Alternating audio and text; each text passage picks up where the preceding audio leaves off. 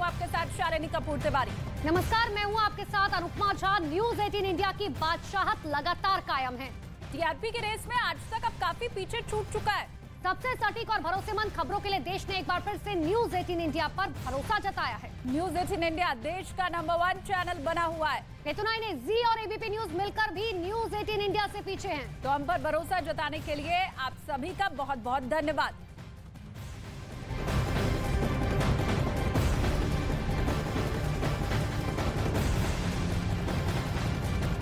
चलिए बड़ी खबर आपको बता देते हैं। बिहार के फुलवारी शरीफ मामले में राष्ट्रीय सुरक्षा एजेंसी की टीमों ने प्रदेश की कई जगहों पर छापेमारी की है। एक साथ करीबन 32 ठिकानों पर एनआईए की तरफ से छापेमारी फिलहाल चल रही है। इस दौरान सुरक्षा एजेंसी गिरफ्तार किए गए संदिग्धों के परिवार और मिलने वालों से भी पूछताछ कर रही है। तो बड़ी जानकारी आपको दे रहे हैं। बिहार के 32 ठिकानों पर यहाँ पर छापेमारी चल रही है। दरअसल आतंकी ट्रेनिंग कैंप केस में इससे जुड़ी हुई ये छापेमारी चल रही है। आरोपी परवेज आलम को लेकर यहाँ पर टीम पहुंची है।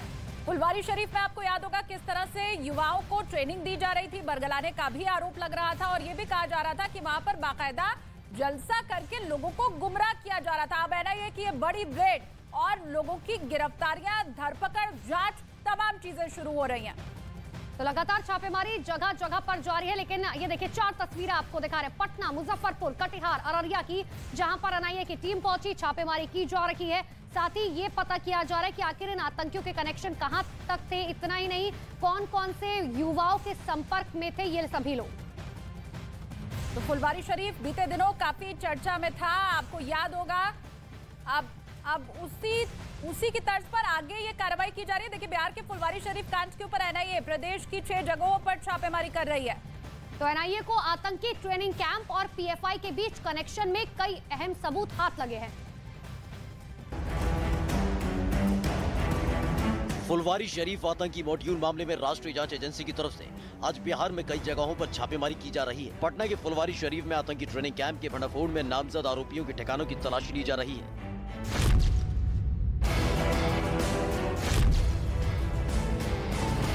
एनआईए की टीम ने पटना की फुलवारी शरीफ में आतंकी ट्रेनिंग कैंप का पर्दाफाश करने के लिए बिहार के 2 दर्जन से ज्यादा ठिकानों पर एक साथ रेड की। एनआईए मुख्यालय के सूत्र के मुताबिक पटना, मुजफ्फरनगर, अररिया, कटिहार, छपरा, किशनगंज, नालंदा, औरंगाबाद, जहानाबाद समेत करीब 30 ठिकानों पर छापेमारी की गई। पटना टेरर मॉड्यूल और फुलवारी शरीफ से संबंधित पीएफआई संस्था की कई संदिग्ध आरोपियों से जुड़े मामले में सर्च ऑपरेशन को अंजाम दिया गया। इस दौरान एनआईए की टीम आरोपी शिक्षक परवेज आलम के घर पहुंची। पेशे से शिक्षक परवेज आलम पर आरोप है कि वो पीएफआई से जुड़ा है और फुलवारी शरीफ के आतंकी ट्रेनिंग कैंप से उसका सीधा कनेक्शन है। केंद्रीय जांच एजेंसी एनआईए की टीम आज बिहार में 30 से ज्यादा लोकेशन पर सर्च ऑपरेशन को अंजाम दे रही है। दरअसल ये search operation Patna terror module और खास तौर पर फुलवारी शरीफ पीएफआई मामले में इस सर्च ऑपरेशन को अंजाम दिया जा रहा है। पीएफआई की अगर बात करें तो पीएफआई संस्था से जुड़े मामले में कुछ संदिग्ध आरोपियों को जिस तरह से जुलाई में गिरफ्तार किया गया था, उन्हीं लोगों से जब पूछताछ की गई तो उसके बाद कई महत्वपूर्ण जानकारी सामने आई। लिहाजा इसी मामले की गंभीरता को देखते हुए आज 30 से ज्यादा लोकेशन पर सर्च ऑपरेशन को अंजाम दिया जा रहा है। छपरा के जलालपुर गांव में तैनात रहा शिक्षक परवेज आलम के घर पर सुरक्षा एजेंसियां, एनआईए और जांच टीम एसआईटी के अधिकारियों ने कई घंटे तक पूछताछ की।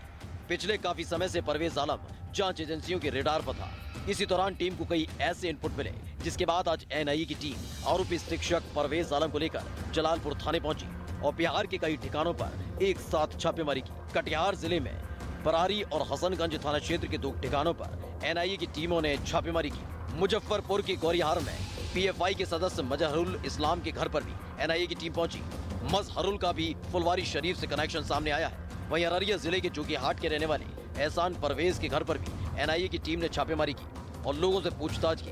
एहसान परवेज का फुलवारी शरीफ मामले में नाम सामने आया था और वो एसडीपीआई का प्रदेश महासचिव भी है।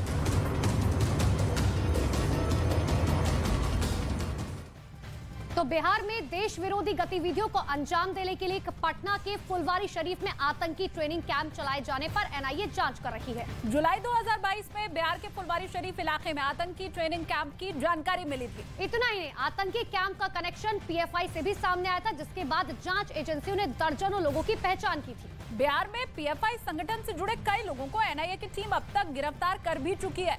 साथ ही ट्रेनिंग कैंप मामले में छपरा के एक शिक्षक परवेज आलम का नाम प्रमुखता से निकलकर सामने आया था। उधर बिहार के अररिया जिले में एसडीपीआई का प्रदेश महासचिव एहसान परवेज के तारबी आतंकी साजिश से जुड़े हुए मिले थे। तो देश विरोधी गतिविधि मामले में 26 लोगों के खिलाफ पटना के फुलवारी शरीफ थाने में केस भी दर्ज किया गया था।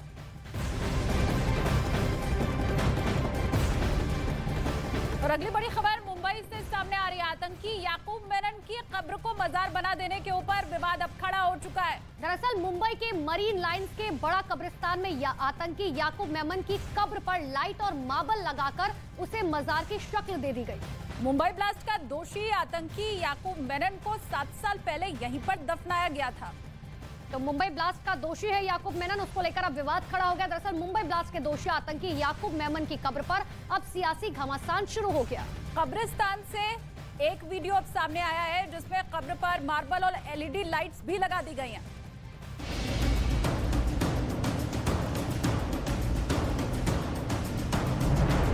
उन्नीस बम धमाके की दोषी रहे याकूब मेनन को आज से 7 साल पहले मुंबई के बड़ा कब्रिस्तान में दफनाया गया था, लेकिन 7 साल बाद कब्र पर विवाद शुरू हो गया। याकूब मेमन की कब्र का वीडियो सामने आया है जिसमें कब्र पर मार्बल लगी है और कब्र के आसपास हरे रंग की लाइट से सजाया गया है, जिस पर बीजेपी ने आरोप लगाया कि उद्धव ठाकरे के मुख्यमंत्री रहते हुए कब्र को बाजार में बदल दिया गया। बीजेपी नेता राम कदम ने इसे लेकर पहले की महाविकास आघाड़ी सरकार पर निशाना साधा और कहा कि इसके लिए उद्धव ठाकरे, शरद पवार और राहुल गांधी को मुंबई की जनता से माफी मांगनी चाहिए।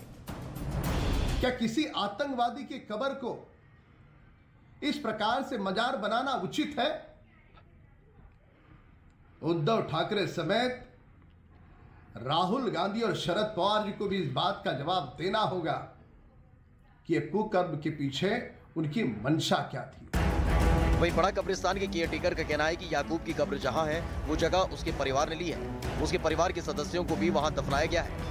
मार्बल सिर्फ याकूब की कब्र के आसपास नहीं बल्कि दूसरे कब्रों में भी लगे हैं। हरी लाइट्स और मार्बल उसके परिवार के लोगों ने लगाए हैं। कब्रिस्तान में पूरे एरिया के अंदर लाइटें लगी हुई है और उसके टाइमिंग्स है, शाम में शुरू होती है और रात में 11 बजे के करीब वो बंद कर देते हैं। और ऐसा कोई फोकस है ही नहीं कि वो उसी को हम लोग ज्यादा जोर दे रहे हैं और ऐसा कुछ भी नहीं है। बताया जा रहा है कि 3 महीने पहले कब्र पर मार्बल लगाने और लाइटिंग का काम हुआ था। बीजेपी नेता राम कदम ने जब सवाल उठाए उसके बाद मुंबई पुलिस की टीम कब्रिस्तान पहुंची और कब्र से फौरन लाइटिंग को हटा दिया।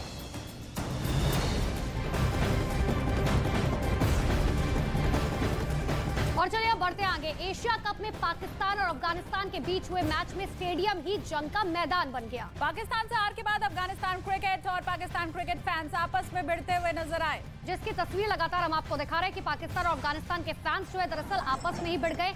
एशिया कप के एक मैच में हार के बाद मैदान में ही पाकिस्तान और अफगानिस्तान के खिलाड़ियों के बीच टकराव दिखाई दिया और इसके बाद मैदान के बाहर दोनों टीमों के समर्थक आपस में भिड़ गए। फिर दोनों टीमों के फैंस ने स्टेडियम में जमकर हंगामा भी कर दिया।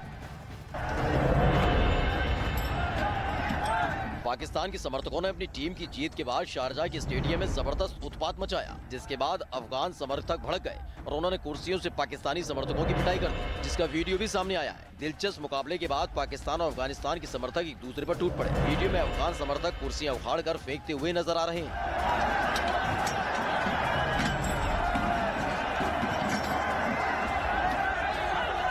पाकिस्तान के पूर्व क्रिकेटर और तेज गेंदबाज शुएब अख्तर ने अपने सोशल मीडिया अकाउंट पर इस वीडियो को शेयर किया, जिसमें अफगानिस्तान और पाकिस्तान के समर्थक हंगामा करते नजर आ रहे हैं। वीडियो शेयर करते हुए उन्होंने अपने गुस्से का इजहार भी किया। हमने हमेशा उनके बुरे वक्तों में सपोर्ट की, लेकिन ये क्या तरीका है कि आपने आसिफ अली को आउट करके धक्का भी मार रहे हो, आप बदतमीजी भी कर रहे हो और फिर उसका दूसरा बंदा आके उसको आसिफ अली को धक्के मार रहे हो। अभी आप क्रिकेट खेलो, जोश दिखाओ, जरूर करो, सारा कुछ करो, बदतमीजी नहीं करो यार। इससे पहले पाकिस्तान ने एशिया कप के सुपर 4 के मुकाबले में अफगानिस्तान को 1 विकेट से हराया। पाकिस्तान की टीम ने टॉस जीतकर पहले फील्डिंग चुनी और शानदार गेंदबाजी कर 129 के स्कोर पर ही अफगानिस्तान को रोक दिया, लेकिन आखिरी ओवर में नसीम शाह ने 2 छक्कों से अपनी टीम को जीत दिला दी और इस जीत के बाद अफगानिस्तान और पाकिस्तान के फैंस के बीच कहासुनी के बाद बवाल हो गया।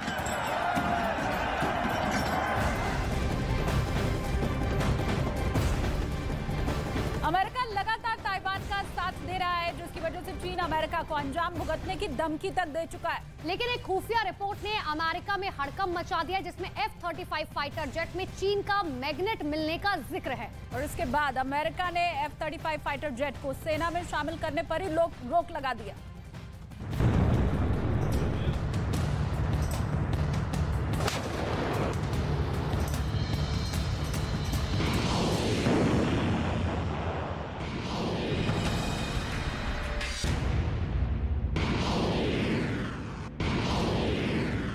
चीन ताइवान को लगातार धमकी दे रहा है, लेकिन ताइवान झुकने के बजाय चीन को आंखें दिखा रहा है। इसके पीछे की सबसे बड़ी वजह ताइवान को अमेरिका का साथ मिलना है, जिसे लेकर चीन कई बार अमेरिका को भी चेतावनी दे चुका है। लेकिन अब चीन की ऐसी चालबाजी सामने आई है जिसने अमेरिका के होश उड़ा दिए हैं। बिना किसी युद्ध अभ्यास, बिना परमाणु हमले की धमकी दिए चीन ने अमेरिका को हिला कर रख दिया है, और वो भी बम बारूद से नहीं बल्कि एक छोटी सी चिप के जरिए। चीन ने लगाई अमेरिकी सेना में सेंध। अमेरिका की आर्मी को दुनिया की सबसे ताकतवर आर्मी कहा जाता है, जिसके पास एक से बढ़कर एक हथियार और एक से बढ़कर एक फाइटर जेट है। लेकिन अमेरिका ने अपने ही F-35 फाइटर जेट की डिलीवरी पर रोक लगा दी है, जिसके बाद न तो अमेरिका की सेना में F-35 फाइटर जेट को शामिल किया जाएगा और न ही किसी देश को F-35 फाइटर जेट अमेरिका देगा। और इसके पीछे की वजह चीन को बताया जा रहा है। अमेरिका के पावर सेंटर यानी पेंटागन से आई रिपोर्ट में चौंकाने वाला दावा किया गया। दावा है कि F-35 फाइटर जेट में एक मैग्नेट मिला है जो चीन का बताया जा रहा है। F-35 फाइटर जेट के टर्बो मशीन के पंप में मैग्नेट मिला है। टर्बो मशीन में मिले मैग्नेट के पुर्जे चीन से मंगवाए गए थे। F-35 फाइटर जेट का निर्माण अमेरिका में होता है। लॉकहीड मार्टिन नाम की कंपनी F-35 फाइटर जेट बनाती है। टर्बो मशीन बनाने का जिम्मा हनीवेल कंपनी को दिया गया था। हनीवेल कंपनी ने चीन से इन पुर्जों को मंगवाया था। तो 19 अगस्त को जैसे ही F-35 फाइटर जेट में चीन पुर्जों की जानकारी अमेरिका के खुफिया विभाग को लगी, ठीक उसी के बाद F-35 की सप्लाई पर रोक भी लगा दी गई।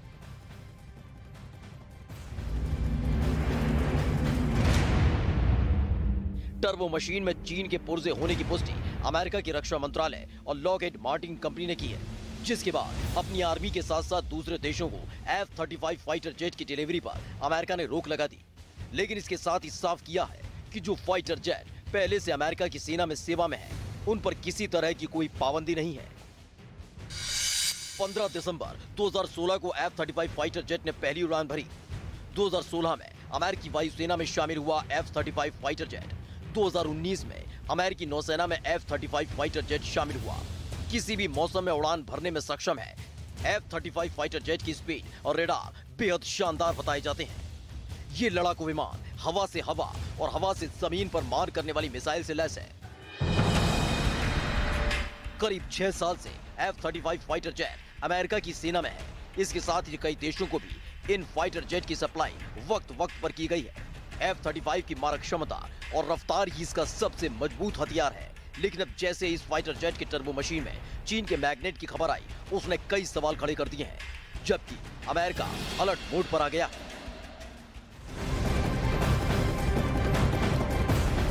अगली खबर इटावा से, जहां पर मामूली विवाद में दो पक्षों में जमकर मारपीट हुई। कई लोग गंभीर रूप से घायल हो गए। हालांकि पुलिस ने कार्रवाई करते हुए फिलहाल कुछ लोगों को हिरासत में ले लिया है। तो उत्तर प्रदेश के इटावा की खबर आपको हम बता रहे हैं और तस्वीर भी आप देख लीजिए किस तरह से दो पक्षों के बीच यहाँ पर झड़प होती है। मामूली सा विवाद था बताया जा रहा है और उसके बाद दो पक्ष जम करके आपस में भिड़ गए। साथ ही वीडियो में दोनों पक्षों के लोग एक दूसरे के साथ मारपीट करते हुए साफ तौर पर नजर आए।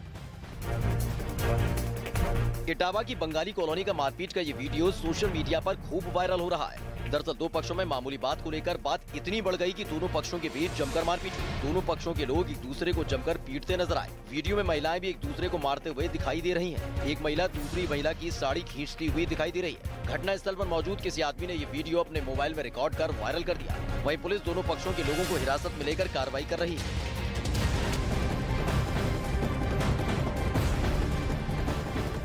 चलिए अब बढ़ते हैं आगे। ताइवान का युद्ध अभ्यास, चीन की फूली सांस। दरअसल ताइवान की ड्रिल से चीन लगातार डरा हुआ है। चीन लंबे वक्त से ताइवान के ऊपर दबाव बनाने में जुटा हुआ है। ताइवान को झुकाने और डराने के लिए भी कई पैंतरा चीन आजमा चुका है। लेकिन इस बार ताइवान ने चीन को चौंका कर रख दिया है, जब ताइवान ने चीन को जवाब देने के लिए ड्रिल की। और देखिए, इस ड्रिल के बाद से चीन अब बुरी तरह से बौखलाया हुआ है। ताइवान को डराने धमकाने से चीन बाज नहीं आ रहा। कभी सैन्य अभ्यास के जरिए, तो कभी ताइवान के सीमा क्षेत्र में घुसकर, तो कभी प्रोपेगेंडा वीडियो के जरिए चीन ताइवान पर घुटने टेकने का दबाव बना रहा है। वहीं यूक्रेन जंग के बाद से लगातार खबर आ रही है कि चीन ताइवान को दूसरा यूक्रेन बनाने पर तुला हुआ है।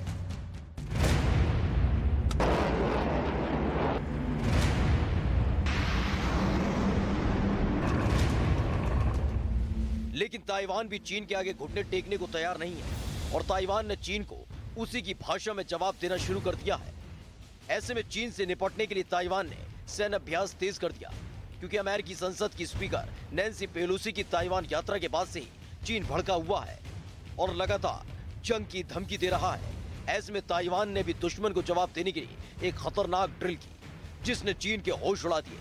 पिनतोंग में हुई इस खतरनाक ड्रिल की तस्वीरें जैसे ही सामने आई, चीन का भी हलक सूख गया। सामने आई तस्वीरों में अपाचे हेलीकॉप्टर आसमान से जमीन पर रॉकेट बरसाते दिखे।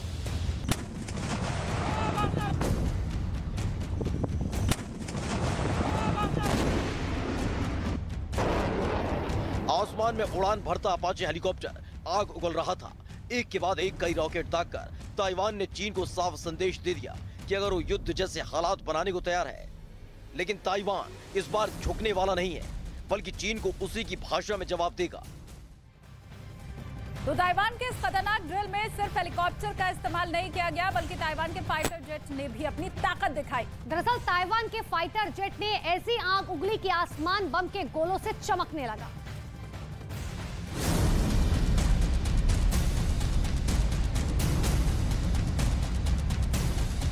ताइवान की इस खतरनाक ड्रिल में सिर्फ अपाचे हेलीकॉप्टर का इस्तेमाल नहीं किया गया, बल्कि ताइवान के फाइटर जेट ने भी अपनी ताकत दिखाई। ताइवान की फाइटर जेट ने ऐसी आग उगली कि आसमान बम के गोलों से चमकने लगा। ये सभी तैयारियां चीन की घुसपैठ से निपटने के लिए ताइवान में की जा रही हैं। ये ड्रिल करके ताइवान ने चीन को बता दिया कि वो उसे जवाब देने के लिए तैयार है और इस अभ्यास के दौरान जमीन पर भी दुश्मन को टारगेट करने के लिए बमबारी की।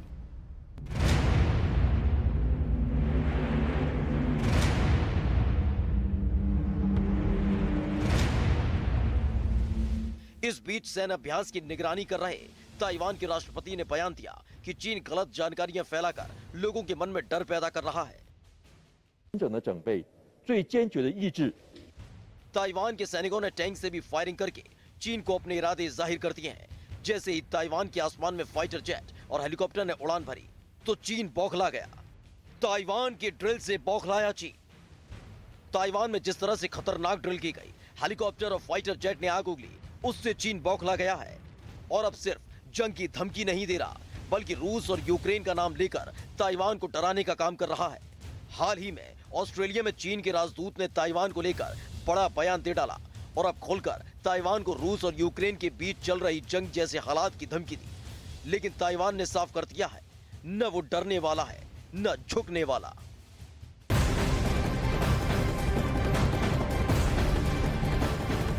और चलिए अब खबर यूपी के प्रयागराज से। यहाँ बीच सड़क पर छेड़खानी के शक में लोगों ने एक लड़के की जमकर पिटाई कर दी। महिलाओं ने लड़के पर लाठी डंडे से हमला कर दिया। उत्तर प्रदेश के प्रतापगढ़ की तस्वीर इस वक्त आपके सामने, किस तरह से महिलाएं लड़के को पीट रही हैं आप देख सकते हैं। देखिए प्रतापगढ़ से ये मारपीट का वीडियो अब तेजी से वायरल हो रहा है। आप इस वीडियो में साफ तौर पर देख सकते हैं कि लोगों की इकट्ठी भीड़ एक लड़के की जान लेने पर आमदा है।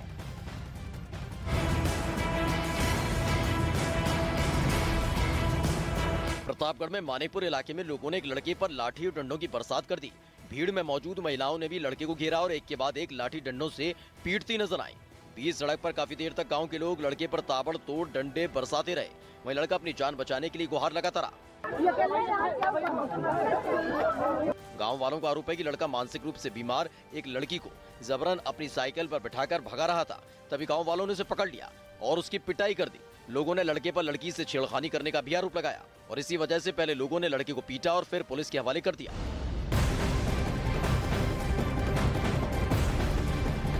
और महाराष्ट्र से बड़ी खबर मिल रही है। यवतमाल जिले में एक होटल में दहशत फैलाने के लिए हवाई फायरिंग की गई। दरअसल खाने के बिल को लेकर गुंडों ने होटल मालिक को जमकर पीटा। सीसीटीवी में कैद हुई गुंडागर्दी की सारी घटना, वो सीसीटीवी फुटेज आपको हम दिखा भी रहे हैं। तो सीसीटीवी फुटेज में साफ तौर पर देखा गया किस तरीके से गुंडे गुंडागर्दी करते हुए नजर आए। दरअसल महाराष्ट्र के यवतमाल जिले के कुछ गुंडों ने खाने का बिल मांगने को लेकर हवा में फायरिंग कर दी। पूरी घटना होटल में लगे हुए सीसीटीवी कैमरे में रिकॉर्ड हुई है। सीसीटीवी की इस वीडियो में पहले कुछ लोग होटल के रिसेप्शन पर बहस करते नजर आए। देखते ही देखते बात बढ़ने पर उनमें से एक आदमी रिसेप्शन के अंदर चला गया और होटल मालिक पर हमला कर दिया। वहीं बाकी लोगों ने कांच के ग्लास फेंक कर हमला किया, जिसमें होटल मालिक गंभीर रूप से जख्मी हो गया। इतना ही नहीं, बदमाशों ने बाद में जमकर तोड़फोड़ भी की। तभी उनका एक साथी होटल के बाहर से देसी कट्टे से हवा में फायरिंग करता अंदर आया और फिरौती मांगने लगा। वहीं होटल मालिक ने जब इसका विरोध किया तो जान से मारने की धमकी देते हुए मौके से फरार हो गया। 3 सितंबर को इस वारदात की शिकायत मिलने पर यवतमाल पुलिस ने घटना के बाद एक आरोपी को हिरासत में ले लिया था, जबकि बाकी फरार बदमाशों की तलाश की जा रही है।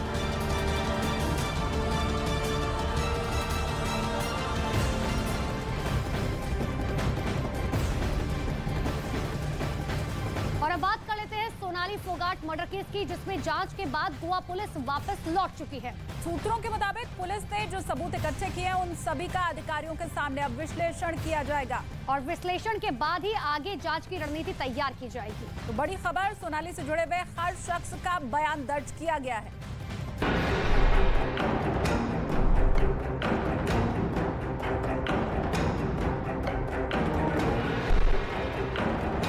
Goa to Delhi, Haryana to UP, Goa police की टीम सोनाली मर्डर केस की गुत्थी सुलझाने में लगी रही।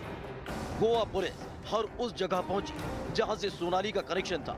जहां कोई सुराग मिला वहां से सबूत जुटाए, सोनाली से जुड़े लोगों के बयान दर्ज किए, गिरफ्तार सुधीर सांगवान और सुखविंदर की एक एक डिटेल पता की और गोवा पुलिस वापस लौट गई। सवाल है कि सोनाली फोगाट की हत्या हुई? अगर हत्या हुई तो क्या गोवा पुलिस को हत्यारे का पता चल गया है? क्या गोवा पुलिस को हत्या की वजह भी पता चल गई है? 23 अगस्त को गोवा में सोनाली फोगाट की मौत हुई। तब से अब तक गोवा पुलिस सोनाली के गुनहगार की तलाश में जुटी है। ड्रग की ओवरडोज से मौत के बाद निशाने पर आए सुधीर सांगवान पर परिवार हत्या का आरोप लगा रहा है और सीबीआई जांच की मांग कर रहा है। बातचीत तो ये सीबीआई मांग के लिए हुई है, जो हमने दोनों सीएम साहब को लिखित में पत्र दिया, जो कि हम हरियाणा सीएम साहब को भी दे गए थे। वही पत्र हमने दिल्ली और पंजाब के सीएम साहब को दिया। सोनाली फोगाट के साथ सुधीर सांगवान 24 घंटे साई की तरह रहता था। गुरुग्राम में दिल्ली और फिर गोवा जाने तक सुधीर सांगवान सोनाली के साथ था। जिस वक्त गोवा के होटल में सोनाली की तबीयत बिगड़ी, उस वक्त भी सुधीर सांगवान वहीं मौजूद था। सोनाली की मौत की खबर भी परिवार को सबसे पहले सुधीर सांगवान ने ही दी थी।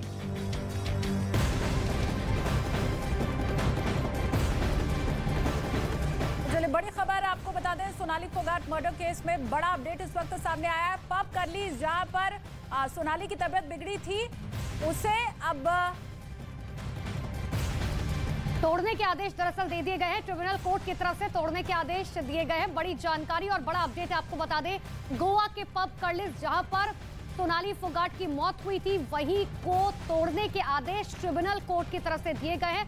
करलीज पब ये है जहां पर सोनाली की मौत हुई थी। तो आखिरी बार सोनाली को यहीं पर देखा गया था, उनके साथ सुनील सांगवान भी यहां पर मौजूद था। पार्टी की गई थी इसी जगह पर और अब तोड़ने के आदेश कोर्ट की तरफ से दे दिए गए। ये बड़ी खबर आपको बता रहे हैं, पब करलीज जिसे तोड़ने के आदेश अब दे दिए गए हैं। सोनाली की मौत इसी करलीज पब में हुई थी और देखिए कोर्ट की तरफ से कहा गया कि करलीज पब ने नियम के पालन नहीं किया और जिसकी वजह से अब उसे तोड़ने के आदेश दे दिए गए हैं। ये सबसे बड़ा अपडेट आपको सोनाली फोगाट मामले से जुड़ा हुआ बता रहे हैं, जहां पर गोवा का वो पब करलीज पब, जिसमें वो तस्वीरें भी सामने आई थी जहां पर सोनाली फोगाट चल तक नहीं पा रही थी, उसी पब को अब तोड़ने के आदेश जारी कर दिए गए।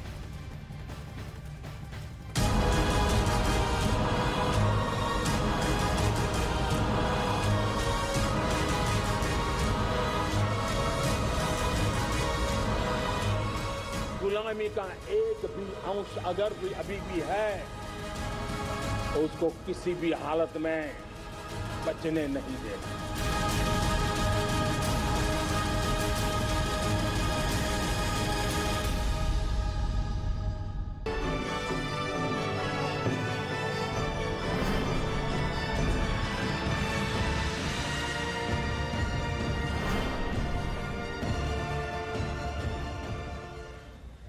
नमस्कार, स्वागत है आप सभी का। आप देख रहे हैं देश का number 1 news channel news 18 India और मैं हूं आपके साथ Ritika Singh. Central Vista Avenue के पहले खंड का आज प्रधानमंत्री नरेंद्र मोदी उद्घाटन करने वाले हैं। करीब 2 घंटे बाद प्रधानमंत्री नरेंद्र मोदी यहीं पर पहुंचेंगे, जहां पर न्यूज 18 इंडिया की पूरी टीम सुबह से लगातार मौजूद है। सबसे पहले तस्वीरें आप देखिए, भव्य तस्वीरें जो कि सामने आपको शान से इंडिया गेट नजर आ रहा है और वहीं से ये पूरा का पूरा राजपथ जो कि अब कर्तव्य पथ के रूप में कहलाया जाएगा। औपचारिक ऐलान, औपचारिक उद्घाटन प्रधानमंत्री नरेंद्र मोदी ठीक 7 बजे के बाद कर देंगे। और ऐसे में अब जब शाम ढलती हुई नजर आ रही है तो पूरे इलाके को सिक्योरिटी के लिहाज से यहाँ पर चाक चौबंद व्यवस्था कर दी गई है। यहाँ पर जो तमाम मंत्रालय और ऑफिसेस थे वहाँ के तमाम स्टाफ अब यहाँ से जा चुके हैं, ऑफिसेस को बंद कर दिया गया है। और इसके साथ ही आपको बता दें ये कर्तव्य पथ जिसका औपचारिक उद्घाटन आज प्रधानमंत्री नरेंद्र मोदी करेंगे, इसका इतिहास 100 साल से भी ज्यादा है। हालांकि गुलामी के दौर में ये जो पथ है वो किंग्सवे पथ के नाम से जाना जाता था, फिर 1955 में राजपथ कहलाया और इसी राजपथ पर पिछले कई सालों से भारत की आन बान और शान की झलक आपको दिखाई देती है। हर साल गणतंत्र दिवस के मौके पर भारत का दम दिखाई देता है, लेकिन अब ये कर्तव्य पथ के रूप में जाना जाएगा जो कि हर किसी को कर्तव्य का बोध करवाएगा। इसके साथ ही तस्वीरें आप देखिए इस पूरे इलाके को आप हरी भरी हरियाली से देख सकते हैं। पूरी तरीके से इस इलाके को समेट लिया गया है। इसके साथ ही यहाँ पर बोलार्ड्स भी लगाए गए हैं, सड़क बंदी की गई है और सामने राष्ट्रपति भवन की तस्वीर आप देख रहे हैं। ये पूरा का पूरा रास्ता जो कि 3 किलोमीटर का रास्ता है। 2 सहयोगी इस वक्त मेरे साथ मौजूद हैं, अमित पांडे और नीरज पांडे इस वक्त हमारे साथ मौजूद है जो कि अंदर की तस्वीरें आप तक पहुंचाएंगे। सबसे पहले अमित आपका रुख करने चाहेंगे क्योंकि हर किसी की नजरें इसी भव्य तस्वीर पर टिकी हुई है। जब प्रधानमंत्री नरेंद्र मोदी पहुंचेंगे तो ऐसे में किस तरीके का माहौल है, क्या कुछ तैयारियां चल रही है और क्या इस वक्त ताजा अपडेट? देखिए न्यूज 18 इंडिया पर हम ये खास तस्वीरें आपको दिखाना चाहते हैं। यही वो रास्ता है कर्तव्य पथ जो कि पहले राजपथ था। यहाँ पर पीएम मोदी मौजूद रहेंगे और आएंगे थोड़ी देर बाद। यहाँ पर सुभाष चंद्र बोस की जो मूर्ति है, प्रतिमा है, आप देख सकते हैं फ्रेम में, उसको भी अंतिम रूप, सजावट का अंतिम रूप दिया जाएगा और उसके बाद पीएम उस प्रतिमा का अनावरण करेंगे और इस सेंट्रल विस्टा को यहाँ पर इसका उद्घाटन करेंगे। एक और खास तस्वीर यहाँ पर मैं आपको दिखाना चाहूंगा। देखिए पीछे देखिए, आधे घंटे तक करीब पीएम मोदी का कार्यक्रम है। इस जो लॉन है आप ये देख सकते हैं, घास भरा रास्ता है, यहाँ पर विचरण करेंगे, इस जो नए रास्ते का मुआयना करेंगे और ये जो आप वाटर बॉडी देख सकते हैं, नहर देख सकते हैं, यहाँ पर भी पीएम मोदी जाएंगे और कुछ वक्त यहाँ पर बिताएंगे। तो एक विस्तृत कार्यक्रम है, आधे घंटे किस तरीके से बना है, क्या इसके अंदर नई नई तकनीक लाई गई है, सारी चीजें यहाँ पर पीएम मोदी यहाँ पर देखेंगे और समझेंगे। और जिस परिकल्पना के साथ सरकार ने इस पूरे के पूरे प्रोजेक्ट को बनाया है, कमोवेश आज उसकी पहली झलक यहाँ पर देश को देखने को मिलेगी। और उससे पहले न्यूज 18 इंडिया के कैमरे पर हम यहाँ पर बिल्कुल 2019 में प्रस्ताव रखा गया था और 2020 में जिस तेजी के साथ इस पूरे रिकंस्ट्रक्शन का काम शुरू हुआ और प्रधानमंत्री नरेंद्र मोदी भी समय समय पर यहाँ पर निर्माण कार्य का जायजा लेते हुए नजर आए। हालांकि कई ऐसी इमारतें हैं जो कि नए सिरे से बनकर तैयार हो रही है, जिसमें प्रधानमंत्री आवास है, इसके साथ ही उपराष्ट्रपति निवास है और साथ ही संसद, जहां पर अब सांसदों के बैठने की जो संख्या है वो बढ़ा दी गई है। 888 सीटें हैं जो कि इस वक्त नए सदन में मौजूद रहेंगी, जिसका उद्घाटन प्रधानमंत्री नरेंद्र मोदी करते हुए नजर आएंगे। लेकिन नीरज, एक और सहयोगी मेरे साथ मौजूद है जो कि अंदर की तस्वीर और भव्य तरीके से आप तक पहुंचाने की कोशिश करेंगे। नीरज, आपके पास क्या कुछ माहौल, क्या कुछ तस्वीर? रितिका, न्यूज 18 इंडिया यानी नंबर 1 चैनल पर आज का सबसे बड़ा कार्यक्रम, सबसे ऐतिहासिक पल की तस्वीरें आपको दिखाते हैं। आपको बता दें कि अभी जो पीछे तस्वीरें देख रही हैं, सुभाष चंद्र बोस की प्रतिमा को देख रहे हैं, जिसका अनावरण भी प्रधानमंत्री नरेंद्र मोदी करेंगे। 20 महीने का इंतजार जो था सेंट्रल विस्टा के आसपास, इंडिया गेट के आसपास, तमाम चीजों को देखने का, जो नए दर्शक हैं, जो नए लोग हैं, जो यहाँ पहले आ चुके हैं, उनके लिए जानकारी दे दे कि बिल्कुल बदला यहाँ माहौल आपको दिखेगा जब आप दूसरी बार आएंगे। आज के उद्घाटन के बाद यानी कल से पूरे सेंट्रल विस्टा को आम लोगों के लिए खोल दिया जाएगा।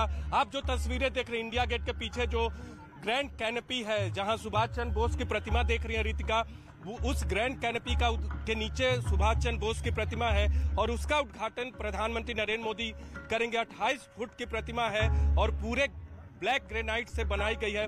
कभी जॉर्ज पंचम की प्रतिमा वहां हुआ करती थी, लेकिन अब उसकी जगह सुभाष चंद्र बोस की प्रतिमा आपको देखने को मिलेगी। इससे पहले आपको याद होगा कि होलोग्राम के माध्यम से वहां सुभाष चंद्र बोस की प्रतिमा को लगाया गया था। दूसरी तरफ अपने कैमरा पर्सन केडी से अनुरोध करेंगे, वो दूसरी तरफ सांस्कृतिक कार्यक्रम का भी आयोजन किया गया है। जो लोग अब इस कार्यक्रम का हिस्सा बनने आ रहे हैं, ऐतिहासिक पल है, और ऐतिहासिक पल का गवाह जो लोग बनने आ रहे हैं उनके लिए ये खास मौका है। और उनके लिए गवाह प्रधानमंत्री नरेंद्र मोदी रहेंगे, कई गणमान्य लोग यहाँ पर मौजूद रहेंगे और ऐसे में जिन्हें इन्विटेशन दिया गया है उन्हीं की एंट्री इस कार्यक्रम में होगी। अमित का एक बार फिर से रुक कर लेते हैं। अमित, देखिए 20 महीने बाद आम लोगों की एंट्री कल से यहाँ पर हो जाएगी कर्तव्य पथ पर, जो कि 3 किलोमीटर लंबा है, जिसकी तस्वीरें लगातार न्यूज 18 इंडिया अपने दर्शकों तक पहुंचा रहा है। हालांकि आम लोगों की सुविधाओं का, उनकी सहूलियत का पूरा ध्यान रखा गया है, लेकिन इसके साथ ही आपसे ये भी जानना चाहेंगे जब लोग यहाँ पर पहुंचेंगे तो किस तरीके से बदला नजारा नजर आएगा? देखिए, बदला नज़ारा हम आपको अपने कैमरे की तस्वीरों के जरिए हम आपको समझाने की कोशिश करेंगे। ये देखिए इंडिया गेट की ये तस्वीर है। हमारा आपका परिवार जब भी यहाँ पे आता था तो यहाँ पर ढेर सारे आपको लोग बेचने वाले दिखते थे, भीड़ दिखती थी, लेकिन अब ऐसा कुछ नहीं है। देखिए घास, देखिए सबसे पहले जो लोग यहाँ पर आएंगे ये साफ सुथरी यहाँ पर घास रहेगी और इससे पीछे अगर आप देखेंगे तो वाटर बॉडीज यानी कि फव्वारा और निर्मित जो झरना है वो यहाँ पर रहेगा। लोगों को एक सुकून का एहसास देगा। अब जब इतने अच्छे माहौल में लोग आए तो उनको भूख तो लगेगी, तो भूख के लिए इंतजाम है। जो आप ये पत्थर का रास्ता देख सकेंगे, यहाँ पर जो खाने पीने का सामान होगा उनकी बिक्री यहाँ पर होगी। बाकायदा पूरा एक लंबा स्टॉल है। लोगों की सुविधा का खास ध्यान रखा गया है। कैसे रखा गया है, इसके आगे अगर हम आपको दिखाएं तो अंदर यहाँ पर लोगों के जो शौचालय की भी सुविधा है, लोगों के फ्रेश होने की भी सुविधा है। इसके अलावा आगे मेडिकल इमरजेंसी की भी सुविधा है। तो एक नए अंदाज के साथ पूरा यहाँ पर इसको डेवलप किया गया है। और ये तो आप ऊपर का नज़ारा देख सकते हैं, नीचे भी करीब 1.5 किलोमीटर के आसपास अंडरग्राउंड पूरे रास्ते बनाए गए हैं। खूबसूरत इतिहास उसमें से समेटा गया है। तो एक अलग तरह का अनुभव लगेगा। आप जब बचपन में आते थे इंडिया गेट, वो तो सिर्फ और सिर्फ यादें रह जाएंगी। अब नई जनरेशन को और हम लोग भी जो है यहाँ पर आएंगे एक नए अनुभव के साथ। राजपथ गया, कर्तव्य पथ अब है और इसका अनुभव हम लेंगे।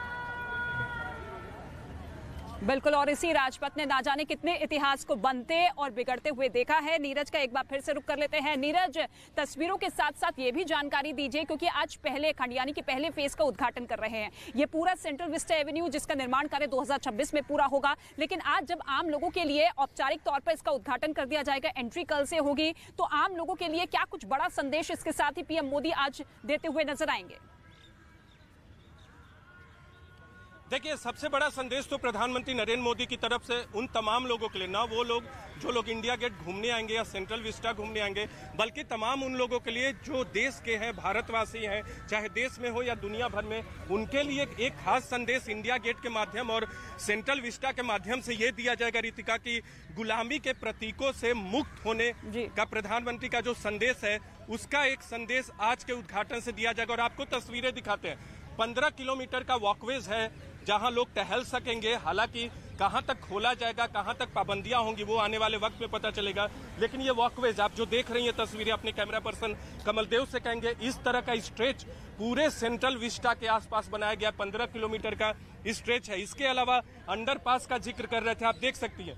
इधर कमल, इधर दिखाइए, अंडरपास इधर बनाया गया है। पहले इस तरह की तस्वीरें जो लोग भी इंडिया गेट पहले आ चुके हैं, जो लोग देख चुके हैं, उनके लिए ये नया होगा। इस अंडरपास के जरिए आप इंडिया गेट की तरफ आएंगे, प्रवेश करेंगे। पहले ये निर्माण नहीं था, सेंट्रल विस्टा के तहत इसे बनाया गया, तो बिल्कुल नया है। इंडिया गेट और इंडिया गेट के आसपास का पूरा इलाका बिल्कुल नया है। जो लोग पहले आ चुके हैं उन्हें बता दें कि आप जब यहाँ पहुंचेंगे तो एक नया निर्माण आपको दिखेगा। न्यू इंडिया की झलक आपको यहाँ देखने को मिलेगी। और तमाम जो आप दीवारें देख रही हैं, जो खंड और ये जो वॉकवेज बने हुए हैं उससे साफ है। इधर आपको तस्वीरें दिखा दे, जो नहर, छोटे छोटे पॉन्ड्स बने हैं जहाँ झरने हैं। इन तस्वीरों के माध्यम से जब रात में चमचमाती रोशनी के जरिए, सफेद रोशनी के जरिए पूरा इंडिया गेट का इलाका चमकेगा, तो एक नए भारत की तस्वीर आपको यहाँ देखने को मिलेगी। रितिका, बिल्कुल नए भारत की नई तस्वीर अब कुछ ही घंटों बाद आपको देखने को मिलेगी जब प्रधानमंत्री नरेंद्र मोदी यहां पर पहुंचेंगे। लेकिन अमित, यहां पर जितने मंत्रालय, जितने भवन जिनका निर्माण हो रहा है, उनको इस तरीके से यहां पर समेटा गया है कि भारत की पूरी संस्कृति की झलक दिखाई दे, न केवल देश बल्कि दुनिया देखे कि भारत का दम क्या है। जी बिल्कुल। और देखिए बहुत अहम चीज़ है, पिछले 7 सालों में जब से इस पूरे के पूरे प्रोजेक्ट की परिकल्पना की गई थी तो सामाजिक संगठनों ने आवाज़ उठाई। इसके अलावा कोर्ट बैटल हुई, हर तरीके की जो बैटल है, हर तरीके की बाधाओं को पार करते हुए इस प्रोजेक्ट को क्लियरेंस मिला और ये जो प्रोजेक्ट है बना। अब समझिए, देखिए ये तस्वीरें बहुत खास है जो हमारे कैमरा पर्सन पंकज तोमर दिखा रहे हैं। समझिए ये राजपथ है, यहीं से परेड निकलती थी पहले। अब हम ये इसके तरीके से हम कर्तव्य पथ पर चल रहे हैं। ठीक इसके पीछे यहाँ पर रास्ता है, हम यहाँ पर चल रहे हैं और पीछे नेताजी सुभाष चंद्र बोस की तस्वीर है। यहाँ पर ऐतिहासिक इंडिया गेट है और इस पर जो नया भारतीय कलाकृति को समेटे हुए, भारतीय विरासत को समेटे हुए जो लोग हैं यहाँ पर, यहाँ भारतीय विरासत को समेटे हुए नया भारत की यहाँ पर तस्वीर है और लोग भी यहाँ पर आए हुए हैं। हम यहाँ पर उनसे जानने की कोशिश करते हैं। भैया एक मिनट इधर आइए, क्या अनुभव रहा, पहले कब आए हैं और अभी आए हैं, तो इन दोनों के बीच में क्या अंतर नजर आया? बहुत अच्छा हो गया है, यहाँ पे बहुत सुंदर हो गया है। पहले इतना ओपन एरिया नहीं था, पहले इतना मज़ा भी नहीं आता था, पहले घूमने के लिए भी इतनी जगह नहीं थी, पर अब बहुत सुंदर हो गया। मैडम आप आई हैं यहाँ पर, क्या करती हैं आप? ये बताइए कि किस तरीके की फीलिंग आप यहाँ पर बयां कर रही हैं? बहुत चेंज नज़र आ रहा है 4-5 साल पहले से, अब में बहुत अच्छा। तो भारतीयों को सशक्त बनाने और वित्तीय धोखाधड़ी से बचाने के साथ साथ सभी के लिए इंटरनेट को सुरक्षित बनाने के लिए एक जन जागरूकता पहल के लिए न्यूज 18 नेटवर्क और गूगल एक साथ आए हैं। इंटरनेट सुरक्षा के लिए रहो 2 कदम आगे। इस पहल का मकसद दर्शकों को जागरूक करना और वेब पर हो रहे फैसले के बारे में जानकारी देना है। अगले कुछ हफ्तों में हम आपके लिए ऐसे घोटालों की पहचान करने और आपकी गाढ़ी कमाई को सुरक्षित रखने के मकसद के लिए जानकारियां लाएंगे। ऐसी ही एक जानकारी आज देखिए। स्मिशिंग आपको धोखा देने के सबसे आसान तरीकों में से एक है और हमें अपनी मेहनत की कमाई को बचाने के लिए हमेशा सतर्क रहना होगा। क्या आपको कभी ऐसे मैसेजेस आए हैं जो कुछ ज्यादा ही लुभावने हो? इनसे बचने के लिए इन नियमों का पालन करें। किसी भी अनजान लिंक पर क्लिक ना करें और अपनी बैंक डिटेल किसी से शेयर ना करें। इंटरनेट सेफ्टी के लिए रहो 2 कदम आगे। गूगल और न्यूज 18 नेटवर्क द्वारा जनहित में जारी। तो याद रहे, किसी भी अनजान लिंक पर क्लिक ना करें और अपने बैंक डिटेल्स शेयर बिल्कुल ना करें। इंटरनेट सुरक्षा के लिए रहो 2 कदम आगे।